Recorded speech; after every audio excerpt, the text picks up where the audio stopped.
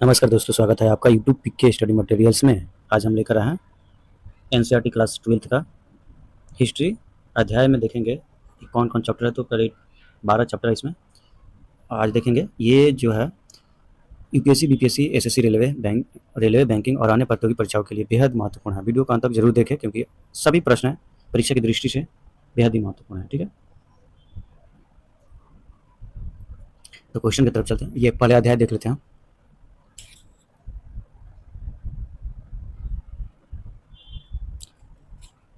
ईंट मन के तथा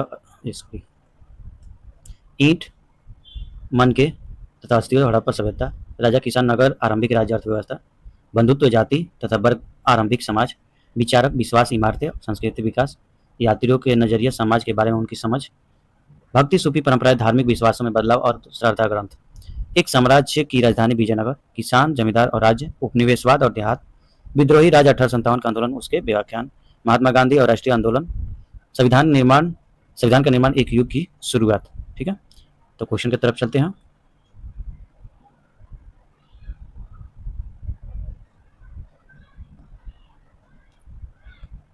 तो क्वेश्चन है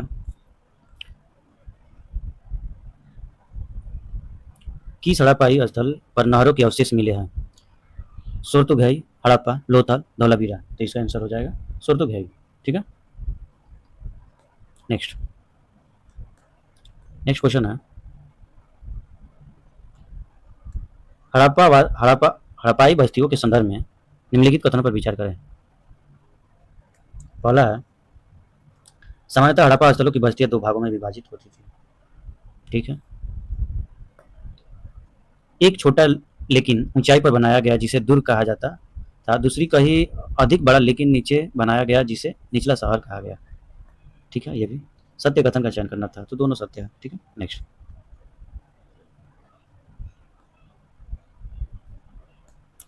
हड़प्पाई सावधानों के बारे में निम्नलिखित कथनों पर विचार करें। पहला, इन सावधानों में मृत्यु के उपरांत जीवन की अवधारणा के सबूत मिलते हैं। ठीक है, दूसरा है पुरुषों और महिलाओं दोनों के सावधानों से आभूषण मिले हैं। ये भी ठीक है, सत्य कथन का चयन करना था। हड़प्पा सभ्यता के निवासियों को मृतकों के साथ बहुमूल्य वस्तुएं दफनाने में विश्वास था। ये गलत है। कहीं कहीं पर मृतकों को तांबे के दर्पण के साथ दफनाया गया था, परंतु कुल मिलाकर ऐसा लगता है कि हड़प्पा सभ्यता के निवासियों का मृतकों के साथ बहुमूल्य वस्तु दफनाने में विश्वास नहीं था। ठीक है, तो ये गलत है, तो सत्य कथन में चयन करना था। 1-2 दोनों हो जाएगा। ठीक है, नेक्स्ट क्वेश्चन है हड़प्पा काल में वस्तुओं और उसके प्राप्त स्थान मिलान करना है इसमें। ठीक है, तो शंख जो है कहाँ से मिला? शंख बालाकोट। ठीक है, उसके बाद लाजवर्द मणि सोर्तुगाई, तांबे खेतड़ी और सोना दक्षिण भारत। ठीक है, तो इसका पहला का क्या हो गया? ए, दूसरा में हो गया डी, तीसरा में हो गया सी, चौथा में हो गया B. A D C B option first. Next, हड़प्पाई व्यापार के संबंध में निम्नलिखित कथनों पर विचार करें। पहला, हड़प्पा व्यापार समुद्र के मार्ग से भी होता था। तो सही है, समुद्र के मार्ग से होता था। दिलमोन के लेख में हड़प्पा को मेलुहा कहा जाता था। तो ये गलत है। मेलुहा के विषय में एक मेसोपोटामियाई मिथक यह बताता है कि तुम्हारा पक्षी हाजा पक्षी हो, उसकी आवाज़ राजा प्रसाद में सुनाई दे। कई पुरातत्वविदों का मानना है कि हाजा पक्षी मोर था। क्या यह नाम उसे अपनी आवाज़ से मिला था?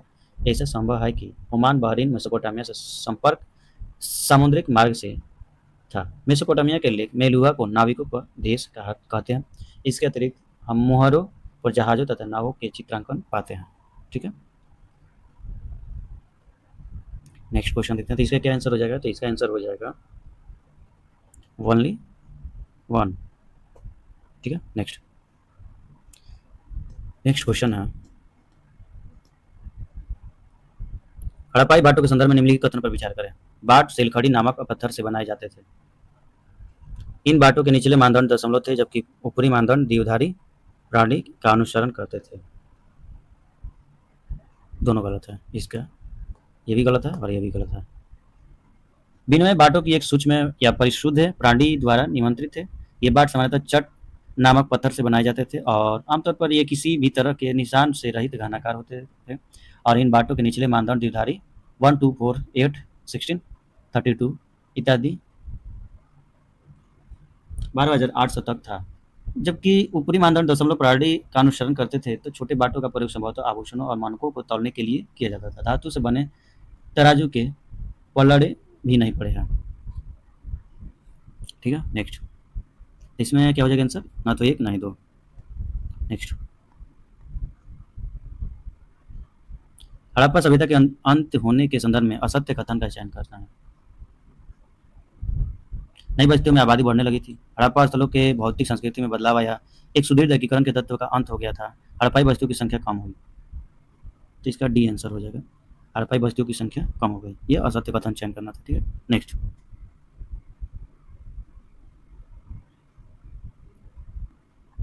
नेक्स्ट क्वेश्चन है, the story of Indian archaeology किसने लिखी? तो ये पुस्तक एम एस एन राव द्वारा लिखी गई। नेक्स्ट, नेक्स्ट मिलान करने वाला है, मिलाते हैं। खोजकर्ता और उनसे संबंधित स्थलों का मिलान करना है। S R Rao, S R Rao Lothal, B V Lal Kalibangan, A R Mughal Bahawalpur, R S Bisht Dholavira, B A D C, B A D C, B A D C, B A D C, इसका आंसर हो जाएगा ए। ठीक है, नेक्स्ट। नेक्स्ट क्वेश्चन है, हड़प्पा कालीन कृषि के संबंध में निम्नलिखित कथनों पर विचार करें। खेत जोतने के लिए बैलों का प्रयोग होता था। कलिबंगन में जुते हुए खेत का साक्ष्य मिला है। एक साथ दो अलग अलग फसलें उगाई जाती थी। सत्य कथन का इसमें चयन करना है।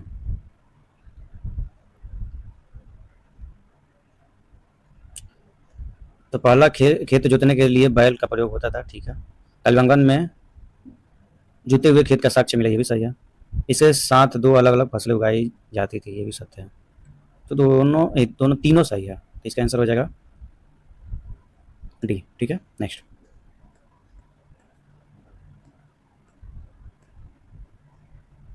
विशाल विशाल स्नानागार के संबंध में निम्नलिखित कथन पर विचार करें। जलाशय के तल तक जाने के लिए इसके पूर्वी तथा पश्चिमी भागों में दो सीढ़ियां बनी थी। जलाशय के 3 और कक्ष बने हुए थे, जिनमें एक कक्ष कुआं था। जलाशय के उत्तर में 8 स्नानागार बने हुए थे। सत्य कथन का इसमें चयन करना है। द ग्रेट वार्थ विशाल स्नानागार एक बड़े आयताकार आंगन में बना एक विशाल टैंक था, जिसके चारों ओर एक गलियारा था। टैंक के उतरने के लिए उत्तर और दक्षिण दिशाओं में सीढ़ियां के 2 क्रम बने थे। पूर्वी और पश्चिमी नहीं होकर कौन सा हो जाएगा? उत्तर और दक्षिण। ठीक है, तो पहला तो गलत है। दूसरा, जलाशय के 3 और कक्ष बने हुए थे, जिनमें एक कक्ष में कुआं था। तो सत्य है। जलाशय के उत्तर में 8 स्नानागार थे, ये भी सत्य है। तो इसका आंसर हो जाएगा 2 और 3। ठीक है, नेक्स्ट।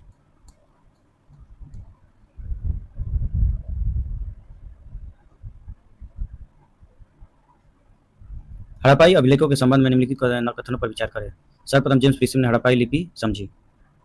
बाएं से दाएं लिखी जाती थी। सत्य कथन का चयन करना है। तो ये तो गलत है, ये भी गलत है।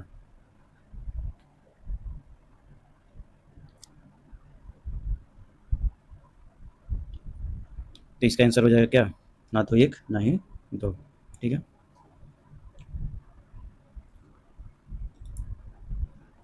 नेक्स्ट देखते हैं। ब्राह्मणी और खरोष्टी लिपियों का अर्थ सर्वप्रथम किसने निकाला? ब्राह्मणी खरोष्टी लिपियों का अर्थ सर्वप्रथम किसने निकाला? तो ये इसका आंसर हो जाएगा जेम्स प्रिंसेप। नेक्स्ट।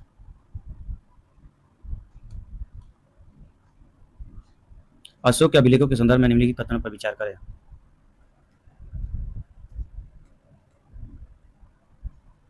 अशोक के अधिकांश अभिलेख प्राकृत में है, तो ये तो सत्य है। पूर्वोत्तर से मिले अभिलेख अरमाइक और यूनानी भाषा में है, तो यहाँ पे पूर्वोत्तर ना होकर क्या होता, क्या होना चाहिए, पश्चिमोत्तर, पश्चिमोत्तर, ठीक है, तो ये गलत है, तो इसका आंसर हो जाएगा केवल एक। नेक्स्ट, मौर्य साम्राज्य के राजनीतिक केंद्र में कौन सम्मिलित नहीं था?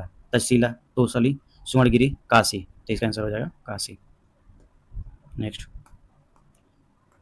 पर्याय प्रशस्ति के संदर्भ में निम्नलिखित कथनों पर विचार करें। यह एक बृहद शिलालेख है।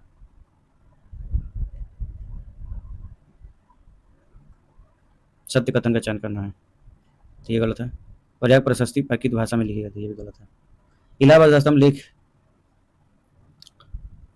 अभिलेख नाम से प्रसिद्ध पर्याय प्रशस्ति की रचना हरिसेन, जो स्वयं गुप्त सम्राटों के संभवतः सबसे शक्तिशाली सम्राट समुद्रगुप्त के राज्य कवि थे और संस्कृत में लिखे थे। तो इसका ना तो एक आंसर हो, नहीं तो यहाँ पे प्राकृत भाषा ना होकर संस्कृत होना चाहिए था, ठीक है। उसके बाद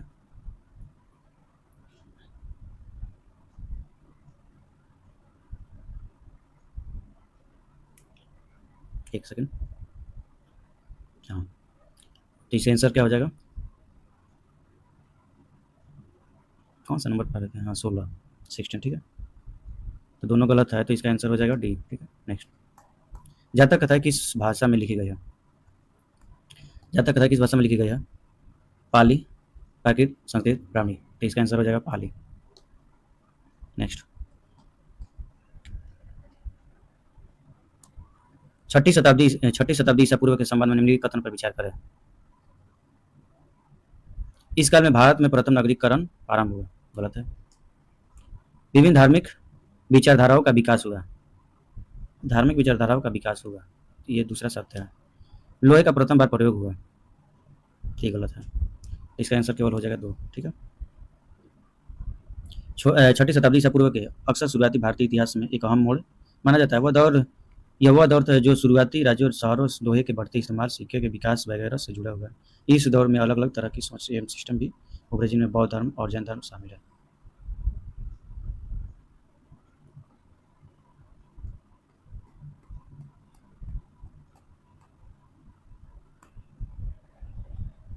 महाजनपदों में सर्वप्रथम मगध साम्राज्य के रूप में उद्भव के क्या कारण थे? उपजाऊ भूमि, जंगलों की उपलब्धता, लोहे की खदान है। सत्य कथन का चयन करना है, तो ये तीनों सही है। उपजाऊ भूमि, जंगलों की उपलब्धता, लोहे की खदान है, तीनों सत्य है।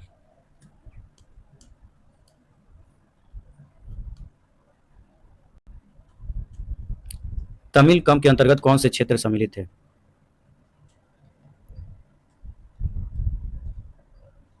तमिलनाडु, आंध्र प्रदेश, केरल के कुछ हिस्से, तो इसका आंसर यही हो जाएगा। नेक्स्ट, प्राचीनतम अभिलेखों के संबंध में निम्नलिखित कथनों पर विचार करें। प्राचीनतम अभिलेख ब्राह्मणी भाषा में लिखे जाते थे, ये गलत है।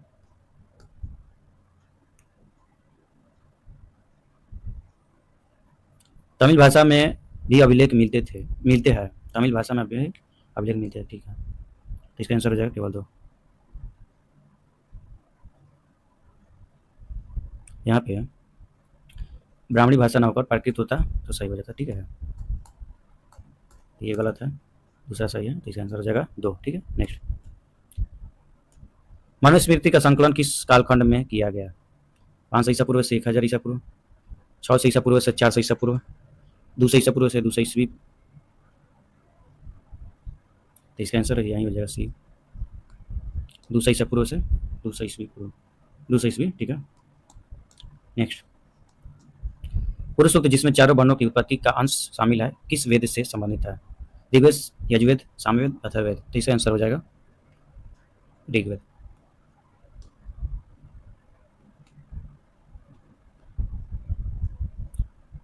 वही विवाह पद्धति किसे कहा जाता है? तो अलग अलग गोत्र में विवाह होना, बाह्य विवाह पद्धति कहा जाता है।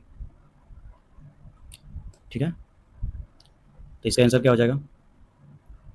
24 से सी। ठीक है, नेक्स्ट। धर्मशास्त्रों के कानूनों को लागू करवाने के लिए ब्राह्मणों ने क्या उपाय अपनाए?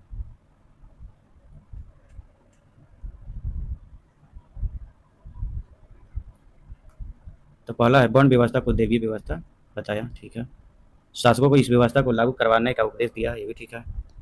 लोगों को विश्वास दिलाने का प्रयत्न किया कि उनकी प्रतिष्ठा जन्म पर आधारित है, ये भी ठीक है। तो तीनों सत्य है। थेरवादी शब्द का शाब्दिक अर्थ क्या है?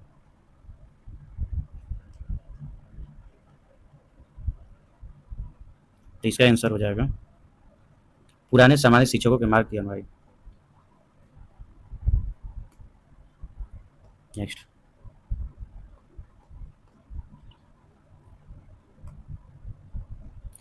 प्राचीन भारतीय धार्मिक परंपराओं के संदर्भ में शब्द आयुध का तात्पर्य क्या है? तो इसमें इसका आंसर हो जाएगा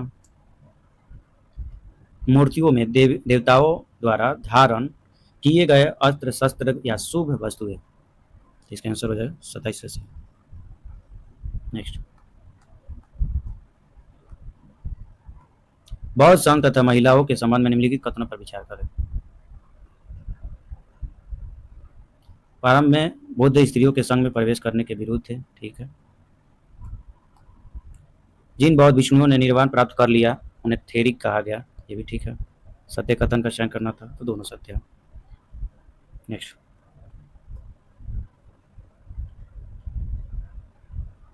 बुद्ध की शिक्षाओं के संबंध में निम्नलिखित कथनों पर विचार करें। बुद्ध की शिक्षाओं का बिना पीटक में संकलित किया गया, गलत है।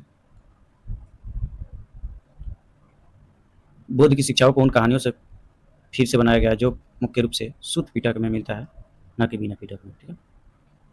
उन्होंने विश्व को अनित्य बताया। ठीक है। उनके अनुसार विश्व आत्मा विहीन है, ये भी ठीक है। तो इसका आंसर हो जाएगा सत्य कथन का चयन करना है, तो इसका आंसर हो जाएगा 2 और 3। नेक्स्ट। जैन दर्शन के संबंध में निम्नलिखित कथनों पर विचार करें। संपूर्ण विश्व प्राणहीन है, अतः अहिंसा का मार्ग अपनाना चाहिए।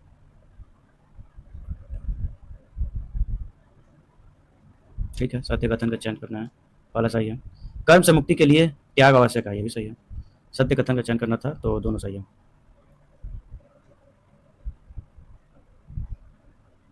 संपूर्ण विश्व प्राणहीन अंत अहिंसा का मार्ग है, इसमें ये गलत है पहला। ठीक है, केवल 2 सत्य है, तो इसका आंसर हो जाएगा केवल 2। ठीक है, नेक्स्ट। अलबरूनी को भारतीय समाज को समझने में किन अवरोधों का सामना करना पड़ा है? भाषा, धार्मिक अवस्था और प्रथा में भिन्नता, ये भी। धन की कमी, ये गलत है। 1 और 2 इसका आंसर हो जाएगा। ठीक है, नेक्स्ट। इब्न बतूता द्वारा डाक व्यवस्था के वर्णन के संबंध में निम्नलिखित कथनों पर विचार करें।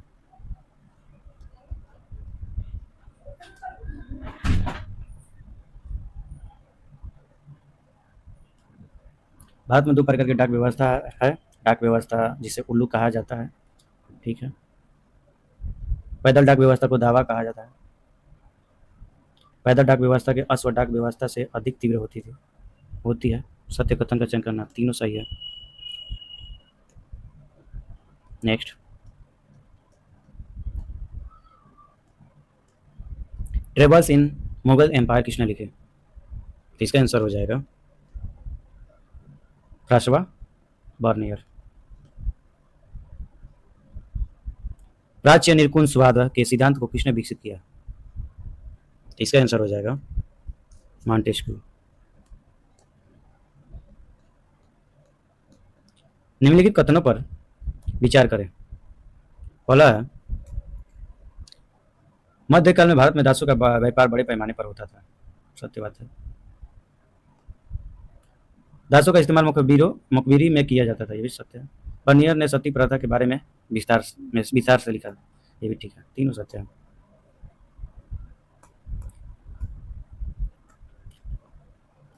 अल बरूनी के संबंध में निम्नलिखित कथन पर विचार करें। उसने किताब उल हिंद लिखी,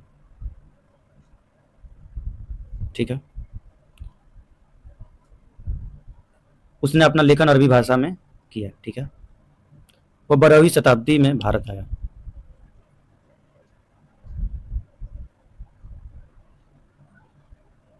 तो ये गलत है। सत्य कथन का इसमें चयन करना था, तो सत्य कथन का चयन करना है, तो इसका आंसर हो जाएगा 1 और 2 ऑप्शन है। ये 12वीं ना होकर 11वीं होता तो सत्य हो जाता, ठीक है। नेक्स्ट, इब्न बतूता के संबंध में निम्नलिखित कथनों पर विचार करें। सत्य कथन का चयन करना है। उसने अपना यात्रा रिहला फारसी भाषा में लिखा, गलत है, अरबी भाषा में होना चाहिए, तो पहला गलत है। वह मोहम्मद बिन तुगलक के काल में 13वीं सदी में भारत आया, तो यह भी गलत है।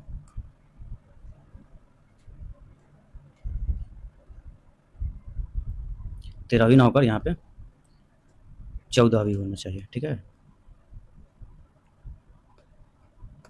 नेक्स्ट, तो इसका क्या आंसर हो जाएगा? एक ना तो 1 ना ही 2, ठीक है।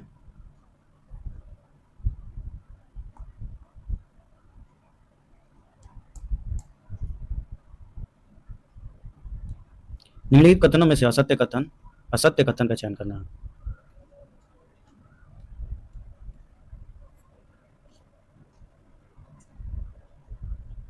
पहला ऑप्शन है द्वारते बारबोसा ने दक्षिण भारत की यात्रा की, तो सत्य है। इतालवी चिकित्सक मानो कि कभी भी यूरोप वापस नहीं गए और भारत में ही बस है, ये भी सत्य है। फ्रांसीसी जौहरी और जॉब बिटिस्ट एवेन्यूर ने कम से कम 7 बार भारत की यात्रा की, ये गलत है।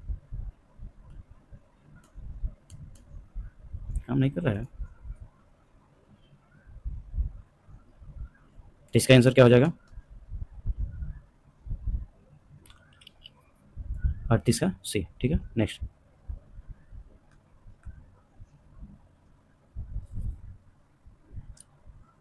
क्वेश्चन है वीर शैव परंपरा के संबंध में निम्नलिखित कथनों पर विचार करें।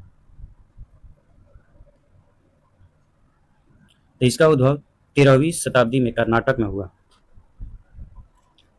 तो ये तो गलत है। 13वीं ना होकर 12वीं होता तो ये सही होता है, तो ये गलत है। वे अपने मृतकों को विधि पूर्वक दफनाते हैं, दूसरा सत्य है। सत्य कथन का चयन करना था, तो इसमें 2 आंसर हो जाएगा। नेक्स्ट, मध्यकाल में मालाबार तट पर बसे मुसलमान व्यापारियों के संदर्भ में निम्नलिखित कथनों पर विचार करें। वे स्थानीय मलयालम भाषा को अपनाए, सत्य है। हालांकि स्थानीय आचारों जैसे मातृकुलीयता को न अपनाकर पितृसत्ता के विचारों पर बल दिया, ये गलत है। अरब मुसलमान व्यापारियों जो मालाबार तट के किनारे बसे, उन्होंने न केवल स्थानीय मलयालम भाषा को अपनाया, अपितु स्थानीय आचारों जैसे मातृकुलीयता और मातृगुहता को भी अपनाया, पितृसत्ता नहीं, ठीक है।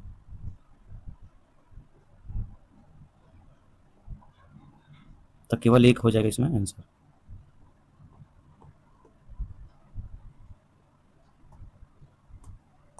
ठीक है। नेक्स्ट,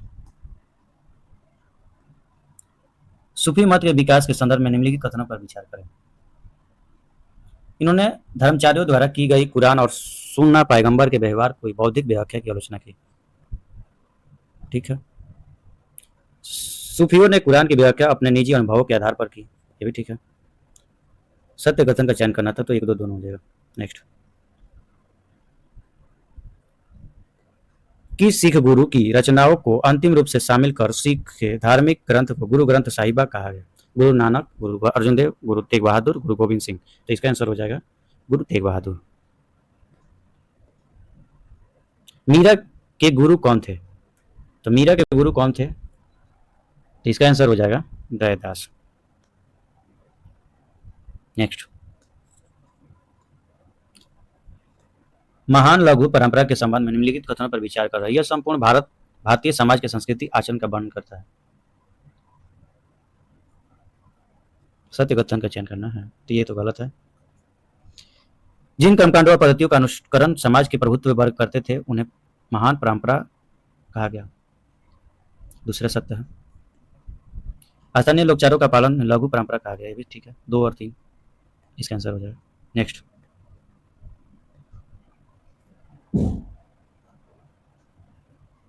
निम्नलिखित कथनों में से असत्य कथन का चयन करना है।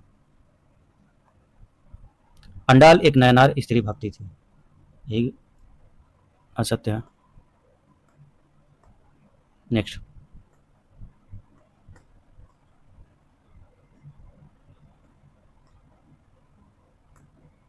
निम्न में से किस सूफी संत के काव्य रचना गुरु ग्रंथ साहिबा में संकलित है?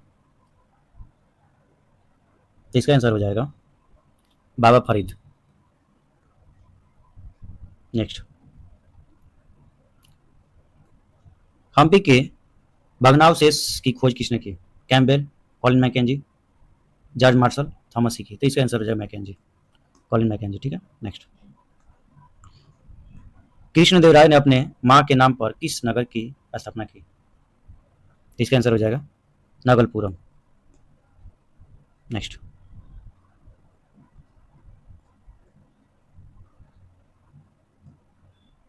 विजयनगर साम्राज्य के संबंध में निम्नलिखित कथनों पर विचार करें। इसकी स्थापना 14वीं शताब्दी में की गई, सत्य बात है। 1336 ईस्वी में की गई थी। कुदरई चेटी सेना के प्रमुख अधिकारी होते थे, तो ये गलत है। तो इसका आंसर हो जाएगा केवल एक। नेक्स्ट, तालीकोटा का युद्ध के संबंध में निम्नलिखित कथनों पर विचार करें। विजयनगर का नेतृत्व उसके राजा राम मोहन राय द्वारा किया गया, गलत। इस युद्ध में बीजापुर, अहमदनगर तथा बरार की संयुक्त सेनाओं ने विजयनगर को हरा दिया, ये भी गलत है।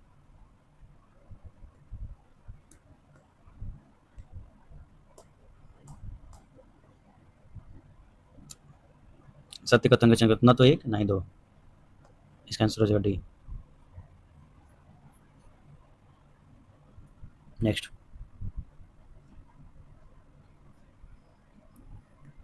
मुगल काल में किसानों के संदर्भ में निम्नलिखित कथनों पर विचार करें। मुगल काल के भारतीय फारसी स्रोत किसान के लिए आमतौर पर मुजरियान शब्द का इस्तेमाल करते थे। ठीक है। 17वीं सदी के स्रोत 2 किस्म के किसानों की चर्चा करते हैं, खुद काश्त और पाई काश्त, ये भी ठीक है। पाई काश्त वे खेतीहर थे जो दूसरे गांवों से ठेके पर खेती करने आते थे, ये भी सत्य है। सत्य कथन का चयन डी आंसर। मुगल कालीन ग्राम पंचायत के संदर्भ में निम्नलिखित कथनों पर विचार करें। सामान्यतः पंचायत में विभिन्न जातियों के लोग होते थे। ठीक है। सार्वजनिक कार्यों के लिए ग्राम कोष होता था, ये भी सत्य है। सत्य कथन का चयन करना दोनों।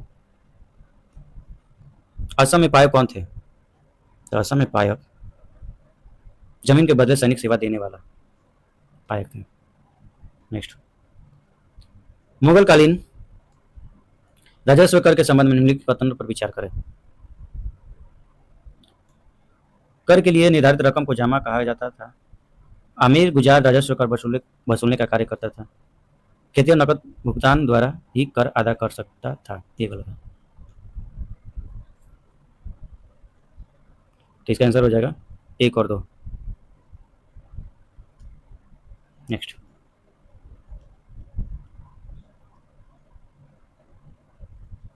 मुगल कालीन कृषि के संबंध में निम्नलिखित कथनों पर विचार करें। किसानों को ऐसी फसलों की खेती के लिए बढ़ावा दिया जाता था जिनसे भुखमरी कम हो। कपास और गन्ने जैसी फसलों को भी कर के लिए बढ़ावा दिया जाता था, तो दूसरा सत्य है और पहला गलत है। हालांकि दैनिक आहार की खेती पर ज्यादा जोर दिया जाता था, मगर इसका मतलब यह नहीं था कि मध्यकालीन भारत में खेती सिर्फ गुजारा करने के लिए की जाती थी। तो इसका आंसर हो जाएगा केवल 2। नेक्स्ट, मध्यकाल में कृषि समाज में महिलाओं की स्थिति के संबंध में निम्नलिखित कथनों पर विचार करें। महिलाएं बड़े स्तर पर कृषि कार्य में संलग्न थी। ठीक है। राजस्व महिलाओं को हल या कुम्हार का चाक छूने की इजाजत नहीं थी। ठीक है। सत्य कथन का चयन करें, दोनों सत्य है। नेक्स्ट,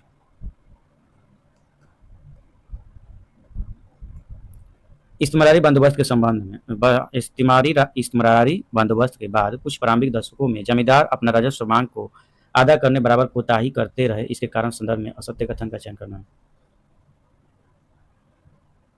तो इसका आंसर हो जाएगा, राजस्व का निर्धारण फसल की उपज के अनुसार बदलता था, जिससे उन्हें सूर्यास्त कानून के तहत राजस्व चुकाने में कठिनाई होती थी।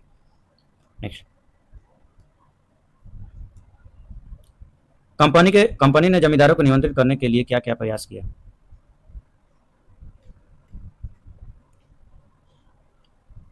जमींदारी को सैन्य टुकड़ियों को भंग कर दिया गया, ठीक है। सीमा शुल्क बढ़ा दिया गया, स्थानीय न्याय और स्थानीय पुलिस की व्यवस्था करने की शक्ति छीन ली गई। तो सत्य कथन का चयन 1 और 3, इसका आंसर हो जाएगा सी।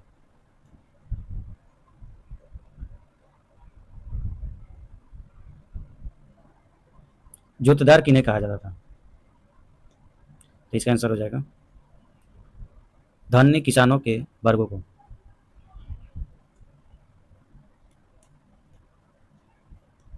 ब्रिटिश अधिकारियों ने संथाल को जंगल महलों में बसने का निमंत्रण क्यों दिया? असत्य कथन का चयन करना है इसमें।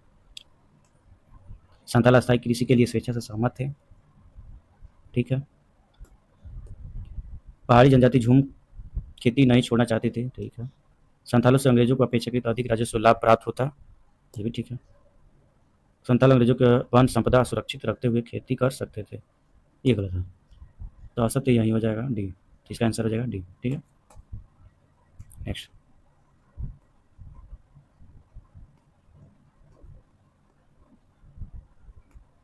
राजमहल की तलहटी में किस वर्ष एक काफी बड़े इलाके को दामिनी निकोह के रूप में सीमांकित कर दिया गया? तो इसका आंसर हो जाएगा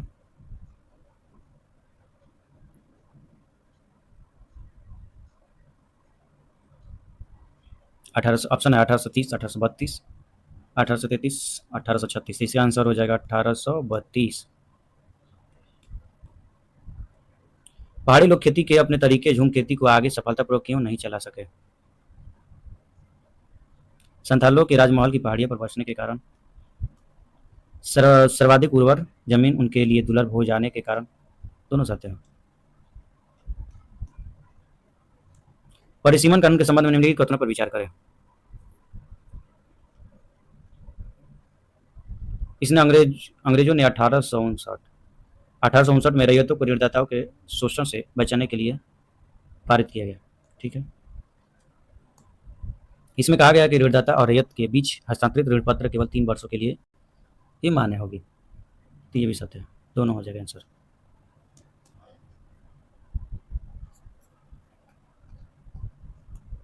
नेक्स्ट है, दक्कन दंगा रिपोर्ट किस वर्ष ब्रिटिश पार्लियामेंट में पेश की गई? 1876, 1877, 1878, 1880। इसका आंसर हो जाएगा 1878।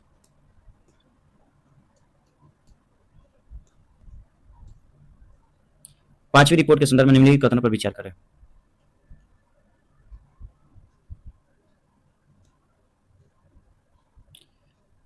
यह भारत में ईस्ट इंडिया कंपनी के प्रशासन तथा क्रियाकलापों के विषय में तैयार की गई थी, ठीक है। यह 1813 में ब्रिटिश संसद में पेश की गई, ये भी ठीक है। यह ईस्ट इंडिया कंपनी के विरुद्ध एक विस्तृत रिपोर्ट थी, ये भी ठीक है। सत्य कथन का जन्म 1, 2, 3, तीनों ठीक है। निम्नलिखित कथन पर विचार करें।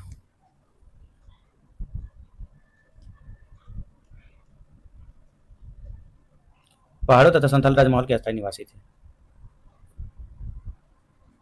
ये तो गलत है। कुदाल पहाड़िया जीवन का एक तथा हल संथालों की शक्ति का प्रतीक था, ये ठीक है। कई बार दोनों अंग्रेजों के विरुद्ध एकजुट होकर लड़े, ये भी गलत है। तो इसका आंसर हो जाएगा केवल 2। बुक्कानन की यात्रा के संबंध में निम्नलिखित कथनों में से असत्य कथन का चयन करना है। उसने संथाल के जीवन के बारे में लिखा, ठीक है। उसने बड़ी दृष्टि से मूल्यवान खनिजों को खोजने की कोशिश की, ये भी ठीक है। वह प्राकृतिक संसाधनों से लाजवाब भरे पन्नों को संरक्षित कर उसके दोहन के पक्ष में था, ये गलत है। जिसने अपनी रिपोर्ट में उत्पादकता बढ़ाने के तरीके का भी जिक्र किया, ये भी सत्य है। उसने अपनी रिपोर्ट में उत्पादकता बढ़ाने के तरीके का भी जिक्र किया, ये भी ठीक है। तो इसका आंसर हो जाएगा सी। नेक्स्ट,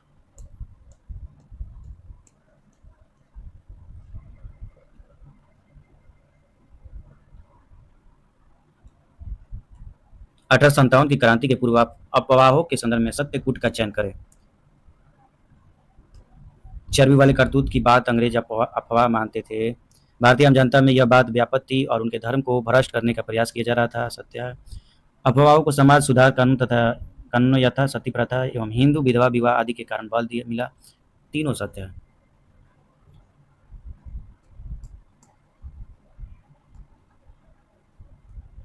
अठारह संतावन की क्रांति के समय छोटा नागपुर स्थित सिंहभूम में कोल आदिवासियों का नेतृत्व किसने किया?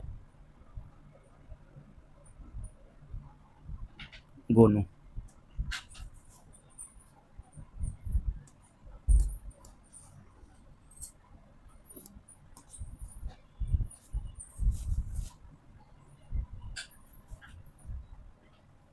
ये गिलास फल एक दिन हमारे ही मुंह में आकर गिरेगा। इस कथन के संदर्भ में निम्नलिखित कथनों पर विचार करें। यह कथन किसका था? लॉर्ड कैनिंग का नहीं, लॉर्ड डलहौजी का था। लॉर्ड डलहौजी।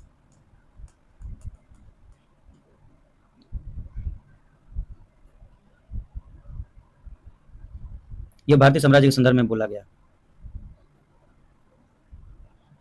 ये भी गलत है और ये भी गलत है। इस रियासत को औपचारिक रूप से ब्रिटिश साम्राज्य का अंग घोषित कर देगा।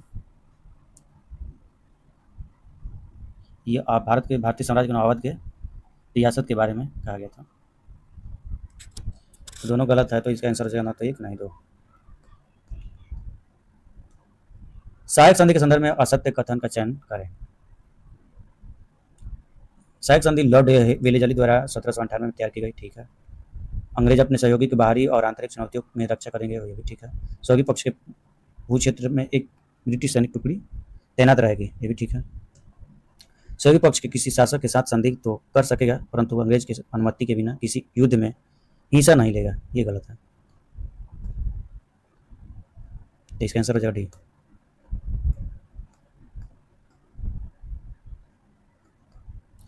देह से जान जा चुकी थी, शहर की काया बेजान थी। यह कथन किस संदर्भ में कहा गया? तो इसका आंसर हो जाएगा अवध के विलय।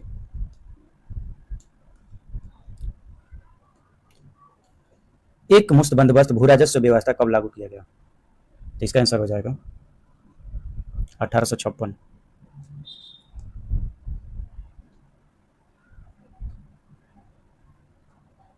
निम्नलिखित कथन पर विचार करें। शाहमाल मध्य प्रदेश के बड़ौत परगना के एक बड़े गांव के रहने वाले थे। गलत। शाहमाल उत्तर प्रदेश के बड़ौत परगना के एक बड़े गांव के रहने वाले थे, न कि मध्य प्रदेश के। तो यहाँ पे उत्तर प्रदेश रहता तो सही होता। मौलवी अहमदुल्ला शाह ने चिन्हाट के विख्यात संघर्ष में हिस्सा लिया। तो ये सत्य है। सत्य कथन का चयन करना केवल दो।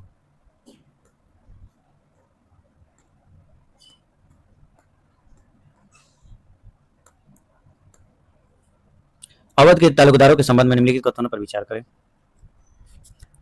1855 में अवध के अधिग्रहण के बाद तालुकदारों की सेना भंग कर दी गई। ये गलत है। 1857 के विद्रोह में तालुकदारों ने बढ़ चढ़कर हिस्सा लिया। ये ठीक है। तो केवल दो। निम्नलिखित कथनों पर विचार करें। विद्रोही ब्रिटिश शासन ध्वस्त करने के पश्चात कुछ स्थानों पर 18वीं सदी के पूर्व ब्रिटिश शासन व्यवस्था को पुनः स्थापित करना चाहते थे। ठीक है। उन्होंने भू राजस्व वसूली और सैनिकों के वेतन के भुगतान का इंतजाम किया। सत्य कथन का चयन। ये भी ठीक है। तो दोनों सही है। निम्न घटनाओं के कार्यक्रम का निर्धारण आरोही क्रम में करना है।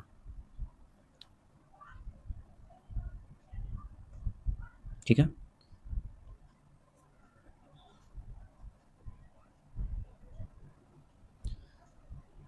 तो इस सबसे पहले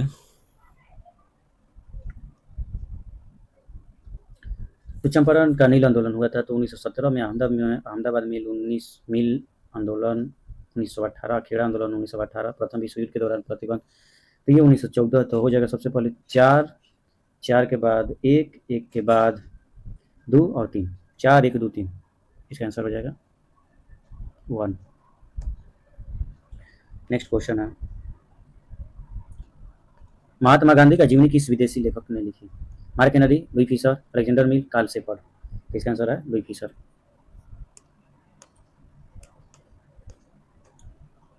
1922 ईस्वी में गांधी जी को सजा सुनाने वाले जज कौन थे? तो जस्टिस सी एन ब्रूमफील्ड, पहला ही आंसर है।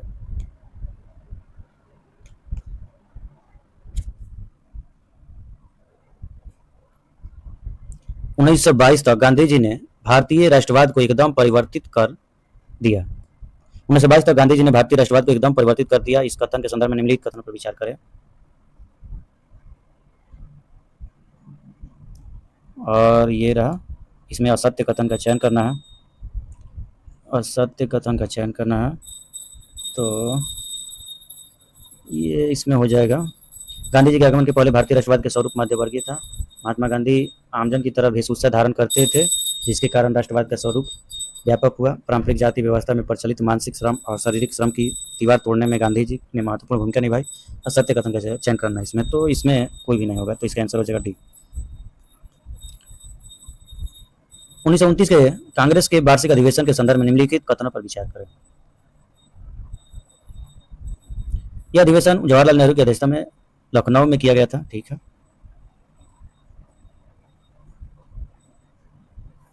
यह अधिवेशन में पूर्ण स्वराज की घोषणा हुई। 1929 में पूर्ण स्वराज की घोषणा हुई।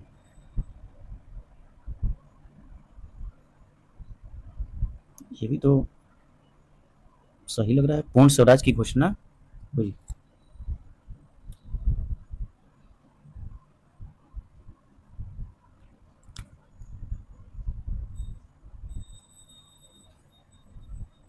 तो ये दोनों सही हो सकता है। ये पूर्ण स्वराज की घोषणा हुई, इसका आंसर एक बार देख लीजिएगा आप लोग।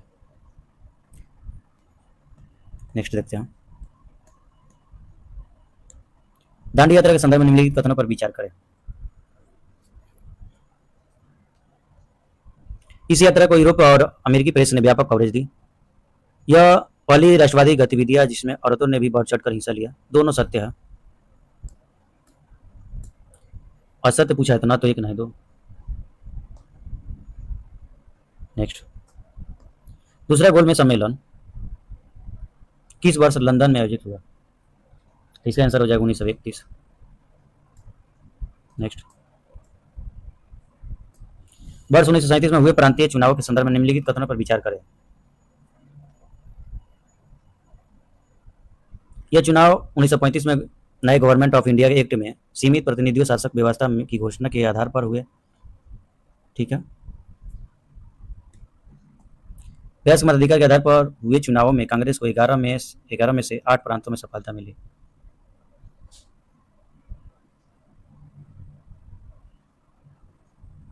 तो ये गलत है, तो केवल इसमें हो जाएगा 1। इसमें वयस्क वाला में 11 में से 8 प्रांतों में कांग्रेस के प्रधानमंत्री सत्ता में आए, जो ब्रिटिश गवर्नर की देखरेख में काम करते थे। नेक्स्ट देखते हैं, क्रिप्स मिशन के संबंध में निम्नलिखित कथनों पर विचार करें। 1942 ईस्वी में चर्चिल ने भारत को युद्ध में शामिल करने के लिए अपने एक मंत्री सर स्टीवर्ट क्रिप्स को भारत भेजा। कांग्रेस की मांग थी कि वायसराय को सबसे पहले अपनी कार्यकारी परिषद में किसी भारतीय को एक रक्षा सदस्य के रूप में नियुक्त करना चाहिए। सत्य कथन का चयन, दूसरा सत्य है, तो इसका आंसर हो जाएगा केवल 2। जिन्ना ने पाकिस्तान की स्थापना के लिए प्रत्यक्ष कार्रवाई दिवस की स्थिति को निर्धारित किया। इसका आंसर हो जाएगा 16 अगस्त 1946।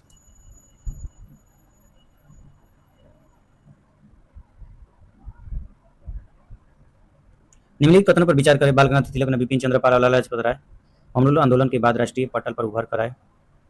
इन्होंने खुलकर आतंकवादियों का विरोध किया। सत्य कथन का इसमें चयन करना है।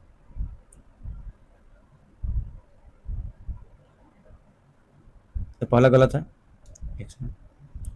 पहला गलत है, दूसरा खुलकर विद्रोहवादियों का विरोध किया, ये ठीक है। तो सत्य कथन का केवल 2। उदारवादियों के संबंध में निम्नलिखित कथनों पर विचार करिए। कार्मिक वे लगातार प्रयास करते रहने के विचार का हिमायती थे। मोहम्मद अली जिन्ना एक उदारवादी नेता थे। सत्य कथन का इसमें चयन करना है, तो दोनों सत्य है। तो इसका आंसर हो जाएगा सी।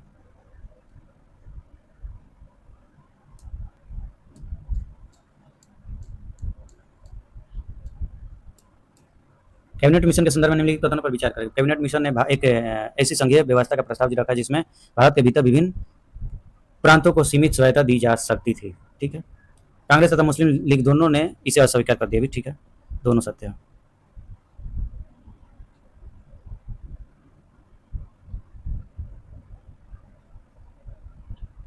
गांधी जी की पहली महत्वपूर्ण सार्वजनिक उपस्थिति कहाँ हुई?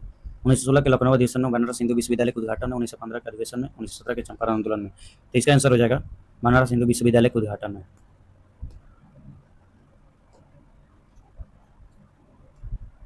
ठीक है, नेक्स्ट। असहयोग आंदोलन के संबंध में निम्नलिखित कथनों पर विचार करें। नगरों में श्रमिक वर्ग ने हड़ताल किया। ठीक है। मार्च 1922 इसमें चौरा चौरी अग्निकांड के कारण गांधी जी ने यह आंदोलन वापस लिया। मार्च नहीं, फरवरी होगा, तो ये गलत है। 1921 में राजद्रोह का आरोप लगाकर गांधी जी को गिरफ्तार किया गया था। ये भी गलत है। तो इसका आंसर हो जाए केवल एक।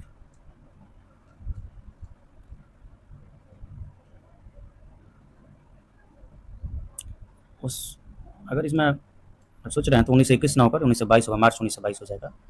राजद्रोह का आरोप लगाकर गांधी जी को गिरफ्तार किया गया था, तो ये 1921 की वजह से गलत हुआ है, तो केवल एक आंसर हो जाएगा। ठीक है, नेक्स्ट। जवाहरलाल नेहरू तथा संविधान सभा के संदर्भ में निम्नलिखित कथनों पर विचार करें। 13 दिसंबर 1946 ईस्वी को जवाहरलाल नेहरू ने संविधान सभा के सामने उद्देश्य प्रस्ताव पेश किया। ठीक है। नेहरू ने ही तिरंगे झंडे को प्रस्ताव पेश किया। ये भी ठीक है। सत्य कथन के क्षेत्र दोनों सत्य है। भारत सरकार के संवैधानिक सलाहकार कौन थे? इसका आंसर हो जाएगा BN Rao.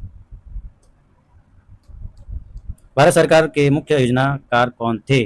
BN Rao, SN Mukherjee, के मुंशी, BR अम्बेडकर। तो इसका आंसर हो जाएगा SN मुखर्जी। नेक्स्ट। निम्नलिखित कथन पर विचार करें। संविधान के मसौदों में विषय की 3 सूचियां बनाई गई थी। केंद्रीय सूची, राज्य सूची, समावर्ती सूची। ठीक है। खनिज पदार्थों के विषय को राज्य सूची के अंतर्गत रखा गया। गलत है। राज्य सूची न होकर यहाँ पर समावर्ती सूची होता। और अनुच्छेद 356 में गवर्नर की सिफारिश पर केंद्र सरकार को राज्य सरकार के सारे अधिकार अपने हाथ में लेने का अधिकार है। सत्य कथन का चयन करना, तो ये सत्य है। तो 1 और 3। ठीक है, नेक्स्ट।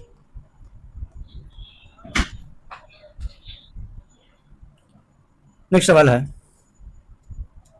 संविधान में वर्णित कर व्यवस्था के संबंध में निम्नलिखित कथनों पर विचार करें। आयकर आबकारी शुल्क में होने वाली आय राज्य और केंद्र सरकारों के बीच बांट दी गई। ठीक है। संपत्ति कर तथा बिक्री कर राज्य सरकारों के अधीन रखा गया। ये भी ठीक है। सत्य कथन दोनों। निम्नलिखित कथनों पर विचार करना है। अम्बेडकर की शक्ति केंद्र तथा प्रांतों में बराबर विभाजन चाहते थे। गलत है। ज्यादातर राष्ट्रवादी शक्तिशाली तथा एकीकृत केंद्र के पक्ष में थे। ये सत्य है। सत्य कथन का चयन कर केवल एक। सत्य कथन चयन करना है ना, तो ये गलत है। केवल 2। ठीक है, नेक्स्ट। नेक्स्ट सवाल है, अंतरिम सरकार की आखिरी बैठक किस दिन हुई थी? 16 जुलाई 1947, 22 जुलाई 1947, 11 अगस्त 1947, 4 अगस्त 1947। तो इसका आंसर हो जाएगा 16 जुलाई 1947। Answer A. नेक्स्ट। किस वर्ष के एक्ट के तहत पहली बार कार्यपालिका को आंशिक रूप से विधायिका के प्रति उत्तरदायी बनाया गया था? इसका आंसर हो जाएगा 1892, 1909, 1919, 1935। तो इसका आंसर हो जाएगा 1919। नेक्स्ट। संविधान सभा की भाषा समिति के संदर्भ में निम्नलिखित कथनों पर विचार करें। समिति ने सुझाव दिया कि देवनागरी लिपि में लिखी गई हिंदी भाषा भारत की राष्ट्रीय भाषा होगी। गलत है। पहले 15 साल तक सरकारी कामों में अंग्रेजी का इस्तेमाल जारी रहेगा। ठीक है। प्रत्येक प्रांत को अपने कामों के लिए कोई एक क्षेत्रीय भाषा चुनने का अधिकार होगा। ये भी ठीक है। इसका आंसर हो जाएगा 2 और 3। ठीक है, तो ये कंप्लीट हुआ। हम नेक्स्ट हम लोग टॉपिक पढ़ेंगे ज्योग्राफी।